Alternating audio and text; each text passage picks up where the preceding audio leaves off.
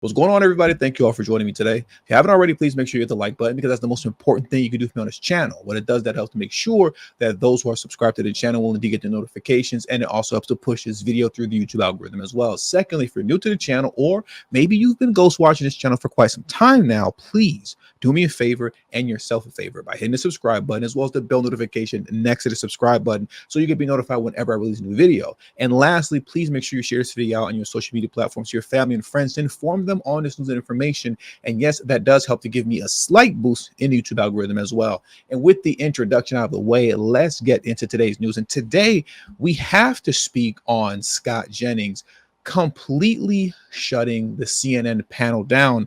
You know, when he had the nerve to just have a simple discussion and speak on news concerning the abuse of women, which is something that you would think the DNC would care about, right? We're supposed to believe women at all times. That's what the DNC tends to parrot, or at least used to. Well, when he had the audacity to bring up Kamala Harris's husband's past, in which he was alleged to slap a woman, Doug Emhoff, that is, when he was dating her years ago. This story broke not too long ago. Scott had the audacity to bring this up on the panel, and the panel erupted in rage. And essentially, in a nutshell, to me, if that doesn't say that CNN is working on behalf of the Harris-Walz administration, or I should say the Harris-Walz ticket, right? And if that doesn't show that they are working indeed for the DNC, then I don't know what does. Because if this was the other way around and these were allegations towards Trump, they would be so happy to have this discussion. They would be thrilled to have it. So let's get into this clip right here. I want you to see it. And how it starts off is that they're talking about Eminem and how recently, I believe it was 2 days ago at a Detroit rally, Eminem came on stage behind Obama, I believe it was, and he had some choice words for Trump. After that, now they're having a discussion about that here. Scott Jennings is discussing how Eminem has a lot of nerve wanting to say anything about Trump when he has a long history in his music of glorifying the abuse of women and harming them, and a lot of his what will be considered classic tracks. But then when he pivoted the conversation over to Doug Emhoff, well, that's when things went left, and it was time to shut the segment down expeditiously. So let's get into this clip right here so you can see what I'm talking about.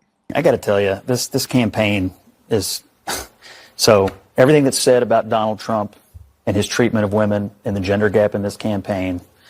This rapper, who I fully admit sold a lot of records, if you've read some of the things he has said about the promotion of domestic violence. No. What he said, women. He said, if you're famous, Bakari, you can grab them by the. Bakari, I listened to your entire filibuster. If you could just give me 13 seconds. I'll give you 12 because he said grab them by the. And so when you think about the things he has said in order to sell those records, and you also consider some of the questions that are swirling around Harris's own husband in this regard. Oh my God. Okay, you don't even get 12 seconds. I'm not going to let you go into the far end of BS. I just telling you, Scott, you can't go. Listen, I can't represent you in the defamation case. We're gonna stop here for a second. All right. Shut it all down. Shut it all down. Turn the lights off. Cut the mic off. That's it. We're over. Segment is done. We're going to shut it down right here. How dare you bring up these allegations? Now, it's okay to bring up the allegations that apparently Trump worships the man with the small mustache, and he was mad and upset that the military, he can't get them to love him like the German military loved the man with the small mustache during World War II. These allegations can run wild and be spun out of control as truth. But when it's time to believe women, now all of a sudden they don't want to believe all women when that narrative goes against them, because this isn't just an allegation that came out of thin air, right? This is something that actually came out and it was introduced by the woman in question who said she was slapped by Doug when they went out on a date many years ago. So what I want to do next is that I want to get into this article here, and, you know, shout out to CBS Austin. I'm going to leave the link to this article in the description box below so you can read it in its entirety for yourself. It's not a long article at all. And a lot of you will be very shocked and amazed that though this came from CBS, it's from CBS Austin, which is a local news outlet.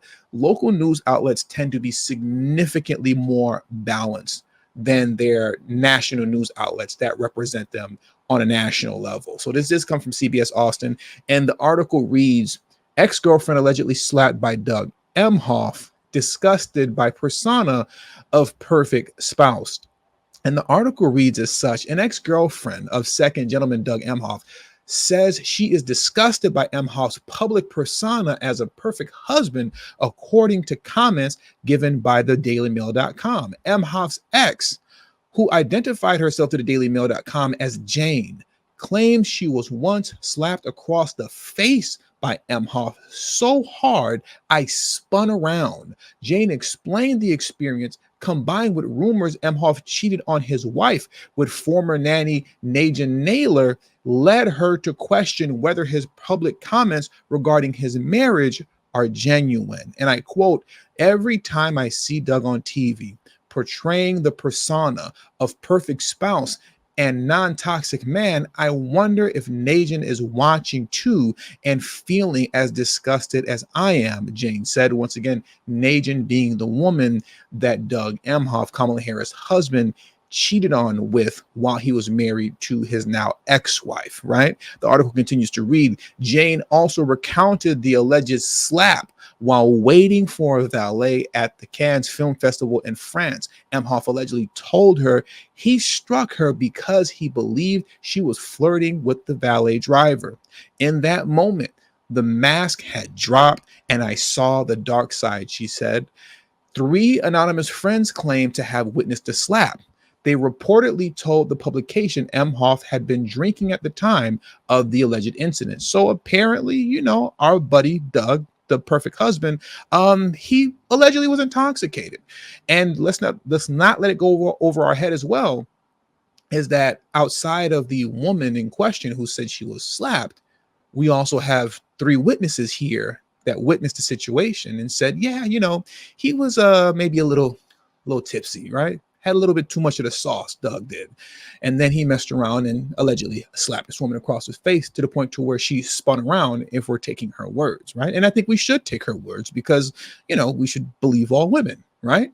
Or I guess it doesn't count when you're part of the DNC. Anyways, Emhoff dismissed the slap. I'm going to read that one more time. Let's listen carefully.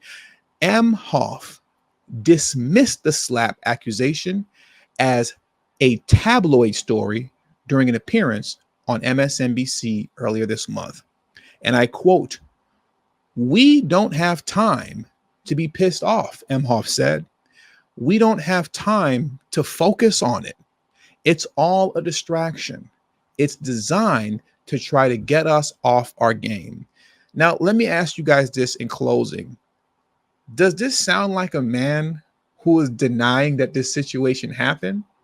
Or does it sound like a man who is deflecting? This sounds like a man who's deflecting.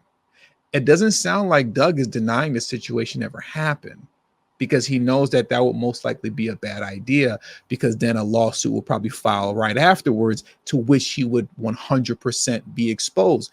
So instead of denying it, which would be the logical thing to do if you didn't slap this woman so hard that she spun around, instead of saying, no, that didn't happen, he instead said, this is tabloid nonsense. It's just a distraction. This must be a distraction by Donald Trump, obviously, because when all else fails, blame everything on Donald Trump. But I'm going to leave that for you there. I just wanted to make sure to do my due diligence to put this out to the public, because if you're going to let MSNBC or anybody else tell it, you won't hear about it. You see MSNBC let him get away with it by saying this is merely a distraction. And you see CNN, when Scott Jennings tried to bring it up, they shut the whole conversation down. This is why outlets like mine and others on social media are so important. But like I said, we'll leave that there. And with all that being said, that does it for today's news. I want to thank you all for joining me today. Please hit the like button on your way out. Subscribe to the channel if you're new to the channel. Share this video out on your social media platforms. And also don't forget to follow me on Telegram and Rumble. That is extremely important that you do that. Please follow me on Telegram and Rumble at TD Media Group.